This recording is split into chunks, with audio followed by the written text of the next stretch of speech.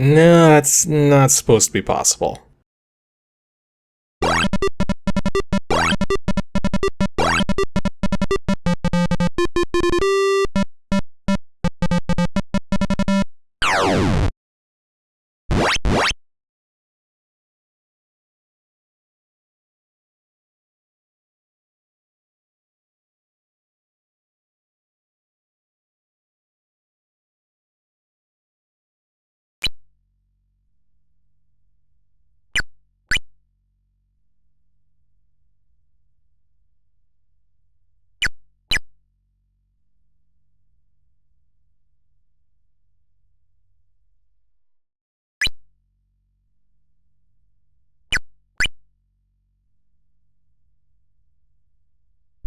So a lot of you guys guessed Tank Wars for today's video, which wasn't a bad guess for sure, but you know me, I tend to dig up some really obscure stuff now and then, and today's Ancient DOS game is definitely one of those, entitled Galactix, released in 1988, and thus not to be confused with the Galactix I covered in episode 97, which came out in 1991.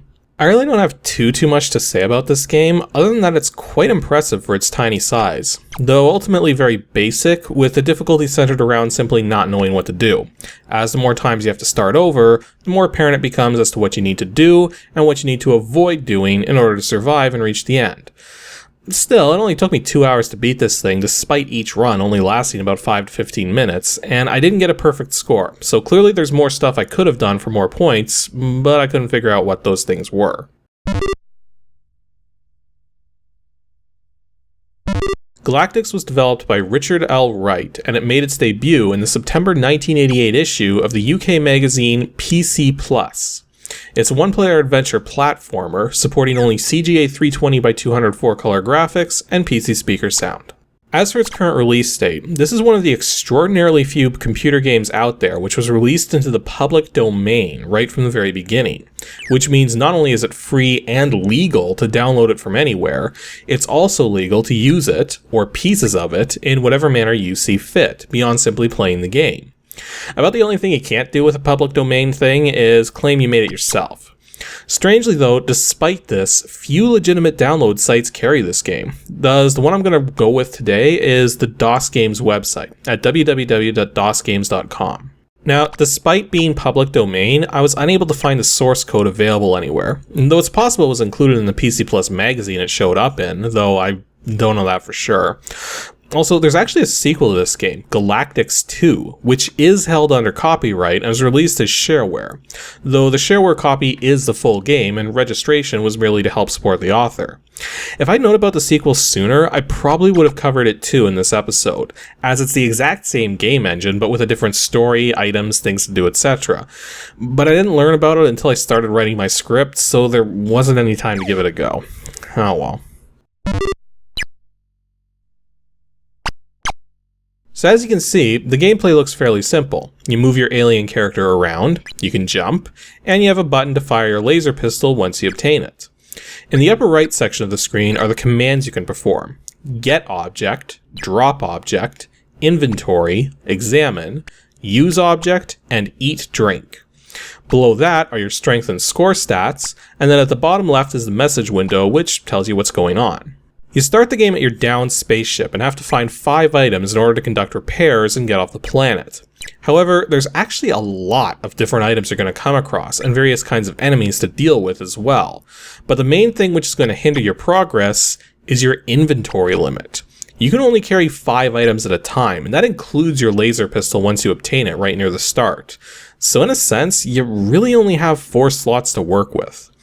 As such, inventory management is something you're going to be doing a lot of in this game. The screens you can move to are arranged horizontally, though you can also find flashing teleportation pads which will bring you to a different set of screens. Each time you enter a screen, all the enemies will respawn, so once you start shooting, you'll likely want to do your best to stay on the screen until you're done. Though the enemies will actually respawn on their own accord, and I never could get a feel for exactly what triggers them to respawn. Sometimes they respawn almost immediately, while sometimes they take forever to respawn, so it would be nice if the respawning was more consistent. One consideration, specifically with your laser pistol, is that it has a firing limit. You can squeeze off 3 shots before it needs to recharge, and it won't actually attempt to recharge until those shots have been fired. So if you fire a single shot, no recharging will happen until the next 2 shots are fired. Well, this isn't a terrible mechanic. There's no way to see the state of your laser. So more often than you might expect, you'll confront an enemy thinking your laser is perfectly ready, but the last shot you fired was actually the last of the 3 shots, not the first. So you end up in a bad situation because you go to fire and nothing happens. Now, as for your strength, this is essentially your health. If it hits 0, you lose and have to start over. You lose strength at a constant rate while in contact with enemies, you lose a small portion if you get shot, and you also lose strength simply as a matter of time, though the rate at which you lose strength this way is negligible and really only may play a factor if you're in the red zone and trying to accomplish something with no food or drink readily available, as that's what you use to restore your strength. Points are earned in one of 2 ways, either by picking up an item for your first time, or by successfully using or consuming an item. Rather than being expressed as a number, the score is expressed as a percentage of the maximum score possible, which is actually typical of most inventory-based adventure games on the PC, though most such games express the score numerically as X number of points out of Y total possible points. One last thing to mention in general about the gameplay, which is somewhat unique for such an old game, is that items don't necessarily disappear after you use them. For instance, if you drink the coffee, you'll still have an empty mug in your inventory. Or if you use up the power in the air shoes, they'll still be in your inventory, they just won't function anymore because their power's exhausted.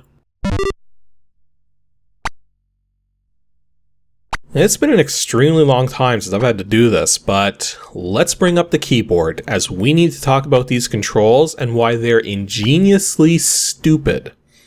Firstly, you move left and right with the left and right shift keys and use spacebar to jump. This is already kind of weird, but not really that bad. The F key, however, fires your laser pistol. This is not only incredibly uncomfortable, but it means you need to put conscious effort into making sure your finger for pressing this key is aligned and ready.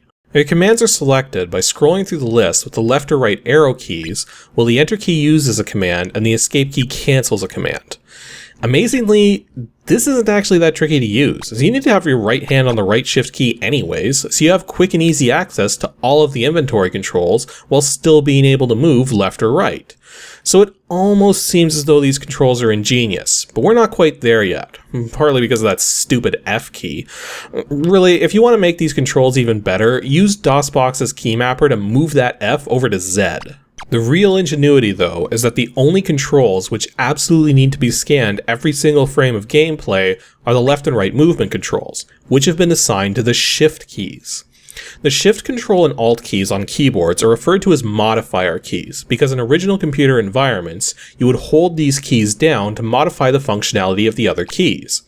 Shift modified, and still modifies, letters to become uppercase, and shifted the results of numbers and punctuations to their upper value on the keyboard.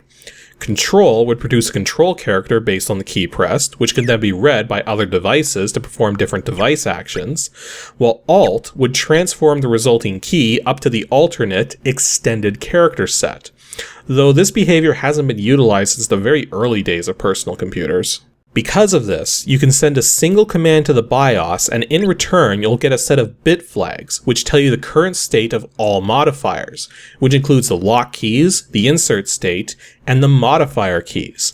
And while the control and alt keys aren't differentiated between left and right, the shift keys are, meaning for fluid movement of an on-screen object with no delay or buffering, you can simply read the shift states of these keys without having to completely override the BIOS handling of the keyboard.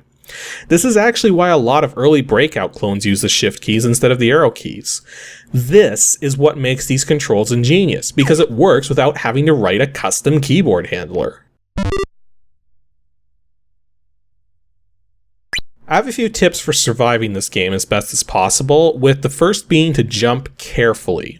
If you hit anything while in mid-jump, you'll lose your horizontal momentum and will immediately begin to fall.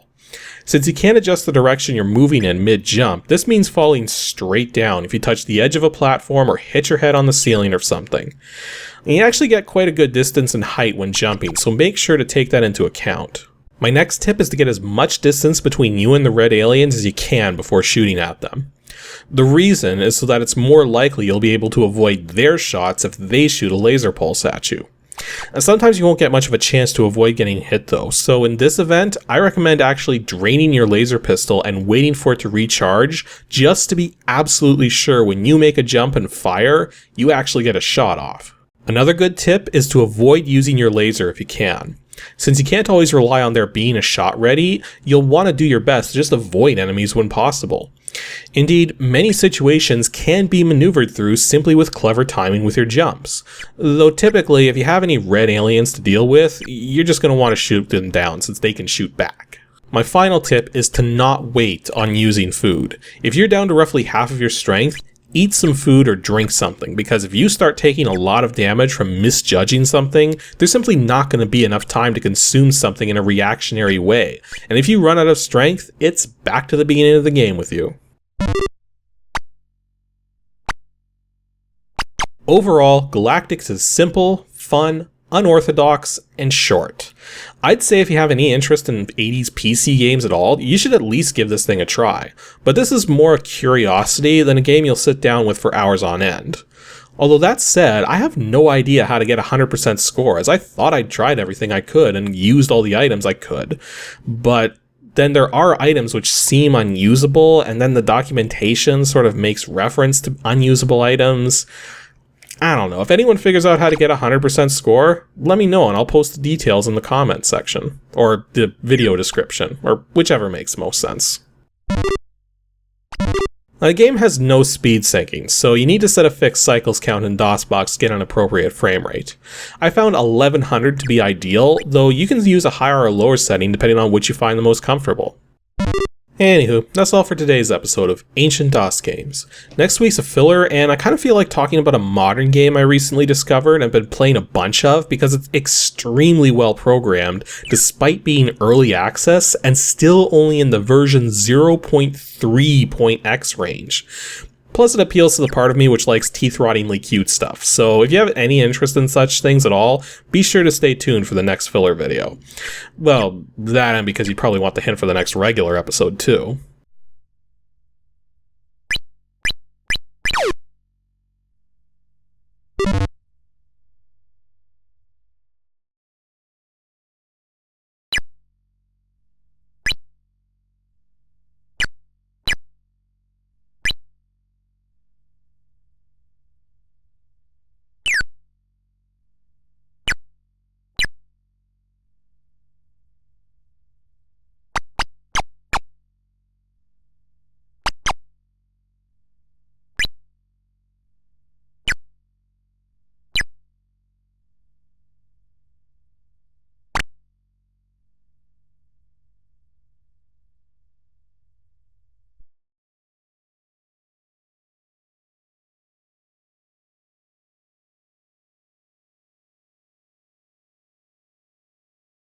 Hey, this is Captain Eagle.